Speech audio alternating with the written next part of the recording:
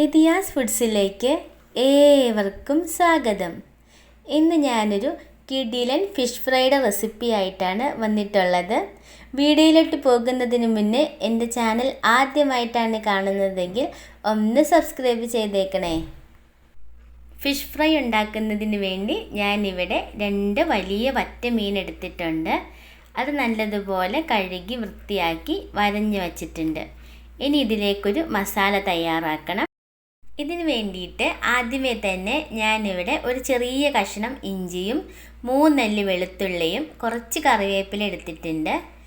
വെളുത്തുള്ളി വലിയ കഷ്ണം വെളുത്തുള്ളി ആയതുകൊണ്ടാണ് 3 എടുത്തത്. നിങ്ങളുടെ കയ്യിൽ ചെറുതാണെങ്കിൽ ഒരു 5 എടുക്കാം. ഇനി ഇതൊരു മിക്സിയുടെ ജാറിലോട്ട് ഇട്ട് കൊടുത്ത് കുറച്ച് വെള്ളം ഒഴിച്ചിട്ട് നല്ലതുപോലെ പേസ്റ്റാക്കി അരച്ചെടുക്കാം. ഇപ്പം ഇത് നല്ല പേസ്റ്റായി കിട്ടിയിട്ടുണ്ട്.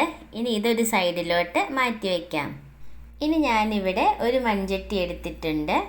ഇതിലേക്കിനി 3/4 ടേബിൾ സ്പൂൺ ചെറിയ ജീരകം പൊടിച്ചതും 3/4 ടേബിൾ സ്പൂൺ വലിയ ജീരകം പൊടിച്ചതും 1/4 ടീസ്പൂൺ മഞ്ഞൾപ്പൊടിയും 1 ടേബിൾ സ്പൂൺ മുളക് പൊടിയും 1 ടേബിൾ സ്പൂൺ കുരുമുളക് പൊടിച്ചതും കൂടി ചേർത്ത് കൊടുക്കാം. ഇനി ഇതിലേക്ക് നമ്മൾ ആദ്യമേ അരച്ച് വെച്ച ഇഞ്ചിയുടെയും വെളുത്തുള്ളിയുടെയും കറിവേപ്പിലയുടെയും പേസ്റ്റും 1 ടേബിൾ സ്പൂൺ വിനാഗിരിയും 1.5 ടേബിൾ സ്പൂൺ വെളിച്ചെണ്ണയും ആവശ്യത്തിന് ഉപ്പും പിന്നെ 1.5 ടേബിൾ സ്പൂണോളം അരിപ്പൊടിയും കൂടി ചേർത്ത് കൊടുക്കാം. ഇനി ഇതെല്ലാം കൂടി നല്ലതുപോലെ കൈവച്ച് യോജിപ്പിച്ചെടുക്കാം. മിക്സ് ചെയ്തപ്പോൾ മസാല കുറച്ച് കട്ടിയായതുകൊണ്ട് അതൊന്ന് ലൂസാക്കാൻ വേണ്ടി ഇതിലേക്കൊരു 2 ടേബിൾ സ്പൂണോളം വെള്ളം ചേർത്ത് കൊടുക്കാം. ഈ സമയത്തൊക്കെ ഉപ്പ് നോക്കിയിട്ട് ആവശ്യമാണെങ്കിൽ കുറച്ച് ഉപ്പും കൂടി ചേർത്ത് കൊടുക്കാം. വീണ്ടും നല്ലതുപോലെ കൈവച്ച് യോജിപ്പിച്ചെടുക്കാം.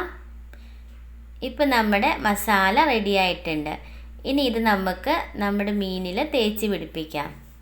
ഇപ്പം മസാലയെല്ലാം മീനിൽ തേച്ച് പിടിപ്പിച്ചിട്ടുണ്ട്. ഇനി ഇത് കുറഞ്ഞതൊരു 30 മിനിറ്റ് എങ്കിലും റെസ്റ്റ് ചെയ്യാനായിട്ട് മാറ്റി വയ്ക്കാം. ഇപ്പം 30 മിനിറ്റ് കഴിഞ്ഞിട്ടുണ്ട്. ഇനി ഇത് ഫ്രൈ ചെയ്തെടുക്കാനായിട്ട് ഞാനൊരു പാന് ചൂടാവാൻ വച്ചിട്ടുണ്ട്.